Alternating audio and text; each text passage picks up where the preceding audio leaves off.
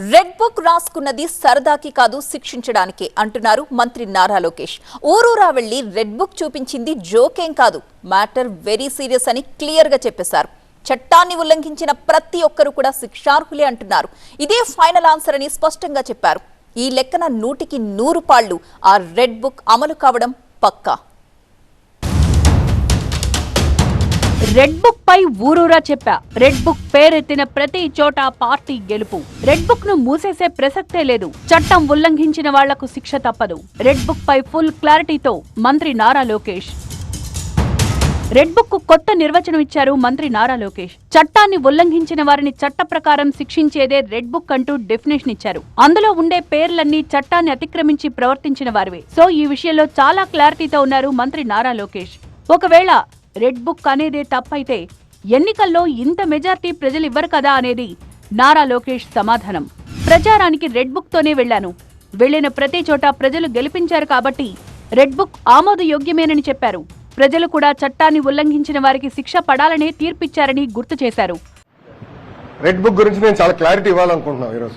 నా ప్రతి స్పీచ్ చూడండి, ఎవరైతే చట్టాలు ఉల్లంఘించి కార్యకర్తల్ని ప్రజల్ని ఇబ్బంది పెట్టారో వాళ్ళని నేను వదిలిపెట్టాను అని స్పష్టంగా హామీ ఇచ్చాను. మళ్ళీ రిపీట్ చేస్తున్నా, చట్టాలు ఉల్లంఘించిన యువగళం పాదయాత్రలో నారా లోకేష్ చేతిలో ఈ రెడ్ బుక్ ఉండడాన్ని అందరూ చూశారు. దాదాపు 90 సభల్లో ఈ రెడ్ బుక్ గురించి చెప్పారు కూడా. అధికారం ఉంది కదా అని అరాచకాలకు పాల్పడిన వారి పేర్లు, చట్టాన్ని ఉల్లంఘించిన అధికారుల పేర్లు రెడ్ బుక్ లో రాసుకుంటున్నానని చెప్తూనే వచ్చారు. అధికారంలోకి వచ్చిన తర్వాత వాళ్లందరికీ చట్ట ప్రకారం శిక్షలు తప్పవని కూడా లోకేష్ వార్నింగ్ ఇచ్చారు. అప్పట్లో లోకేష్ ఇచ్చిన వార్నింగ్ ని ఎవరూ పెద్దగా పట్టించుకోలేదు. ఇప్పుడు వైసీపీ నేతల నుంచి వైఎస్ జగన్ దాకా అందరూ రెడ్ బుక్ గురించే మాట్లాడుతున్నారు. ప్రతి ఒక్కరూ కూడా వాళ్ళ స్థాయిలో రెడ్ బుక్స్ అని చెప్పి రెడ్ బుక్లు పెట్టుకొని ఉండరు. చంద్రబాబు నాయుడు స్థాయిలో చంద్రబాబు నాయుడు ఒక రెడ్ బుక్, లోకేష్ స్థాయిలో లోకేష్ ఒక రెడ్ బుక్, ఎమ్మెల్యే స్థాయిలో ఎమ్మెల్యే ఒక రెడ్ బుక్, మండల స్థాయిలో మండల నాయకుడు ఒక రెడ్ బుక్, గ్రామ స్థాయిలో గ్రామంలో ఇంకో రెడ్ బుక్, గ్రామ స్థాయిలో ఇంకో నాయకులు గ్రామ స్థాయిలో ఇంకో రెడ్ బుక్. రెడ్ బుక్ లో ఏముందనేది నిన్న మొన్నటి వరకు $1 మిలియన్ ప్రశ్న. ఇప్పుడిప్పుడే ప్రతిపక్ష నేతలకు కూడా ఓ క్లారిటీ వస్తోంది. గత ప్రభుత్వంలో జరిగిన ఒక్కో అవినీతిని వెలికి తీస్తూ కేసులు ఫైల్ చేస్తుండటంతో రెడ్ బుక్ ఎంత పవర్ఫుల్లో అర్థమవుతోంది. ఆ బుక్ లో ఇంకెవరెవరి పేర్లున్నాయోనన్న టెన్షన్ కూడా మొదలైంది చాలా మందికి. ఊరూరు మాట్లాడా ఎర్ర బుక్ గురించి. ప్రజలకి నేను హామీ ఇచ్చా, ఎవరైతే చట్టాన్ని ఉల్లంఘించారో వాళ్ళని నేను వదిలిపెట్టే ప్రసక్తే ఉండదు అని నేను ఊరూరు మాట్లాడాను స్వామి. ఎర్ర బుక్ పట్టుకుని తిరిగా చూపించా ప్రజలకి. అందుకే ప్రజలు మాకు అంత అద్భుతమైన మ్యాండేట్ ఇచ్చారు. దాని ఒక్కోళ్ళే కాదు, అందరం కలిసికట్టుగా పోరాడడం. దాంట్లో భాగంగా రెడ్ బుక్ ఒక మ్యాండేట్ మాకు. నేను ఊరూరు చూపించా రెడ్ బుక్. నేను ప్రతి పబ్లిక్ మీటింగ్ లో చూపించా. నిన్న ప్రతి నియోజకవర్గంలో మేము గెలిచాం. సో ప్రజలు మాకు అంత క్లియర్ మ్యాండేట్ ఇచ్చారు. సో ప్రజలు కూడా చాలా క్లియర్ గా ఉన్నారు. ఎవరైతే తప్పు చేశారో వాళ్ళని వదిలిపెట్టొద్దని క్లియర్ గా చెప్తున్నారు. కూటమి ప్రభుత్వం వచ్చినప్పటి నుంచి వైసీపీ నేతల నుంచి వినిపిస్తోన్న విమర్శ రెడ్ బుక్ రాజ్యాంగం. రెడ్ బుక్ అడ్డు పెట్టుకుని ఇష్టారాజ్యంగా పాలన చేస్తున్నారంటూ వైసీపీ నేతలు తీవ్ర వ్యాఖ్యలు చేస్తున్నారు. అగ్రిగోల్డ్ భూముల కేసులో జోగి రాజీవ్ ను అరెస్టు చేయడంతో రెడ్ బుక్ రాజ్యాంగం అమలవుతోందంటూ మాట్లాడారు మాజీ మంత్రి జోగి రమేష్. రెడ్ బుక్ రాజ్యాంగం అమల్లో భాగంగానే తనపైన తన కుటుంబంపైన కేసులు పెట్టారన్నారు మాజీ మంత్రి జోగి రమేష్.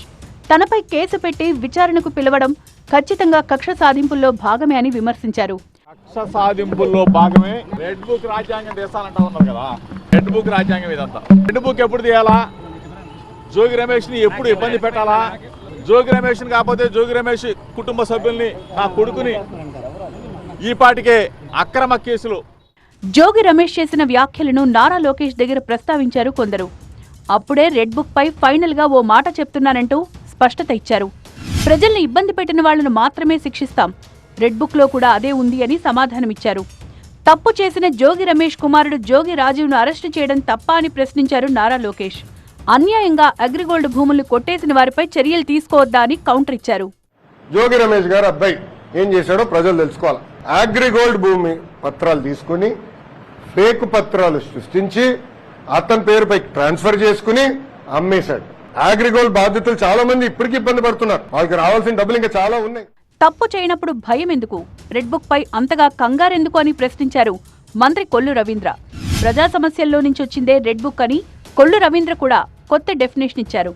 సీఎం చంద్రబాబు ఇంటిపై జోగి రమేష్ దాడి చేసి విధ్వంసం సృష్టించడం ముమ్మాటికి నిజమని మండిపడ్డారు. అధికారం ఉంది కదా అని ఇష్టారీతిన వ్యవహరించిన కొడాలి నాని, వంశీ, రోజా ఇవాళ ఎక్కడున్నారని ప్రశ్నించారు. వైసీపీ నేత దేవినేని అవినాష్ దేశం విడిచి వెళ్లేందుకు ప్రయత్నిస్తే ఎయిర్పోర్ట్ నుంచి వెనక్కి తీసుకొచ్చారన్నారు.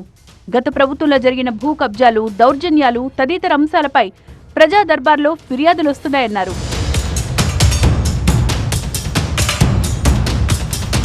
మరోవైపు రెడ్ బుక్ ను అమలు చేసి తీరాల్సిందే అనేది టీడీపీలోని బాధిత కార్యకర్తల నుంచి వస్తున్న డిమాండ్. తప్పు చేసిన వారిని, కట్టుతప్పిన వారిని శిక్షించకుండా వదిలేస్తే అది అలవాటుగా మారే ప్రమాదం ఉందని చెప్తున్నారు. కూటమి పక్ష సమావేశంలో సీఎం చంద్రబాబు కూడా ఇదే అభిప్రాయం వ్యక్తం చేశారంటున్నారు. అంటే రెడ్ బుక్ 100కి 100 పాళ్లు అమలు కావడం పక్కా.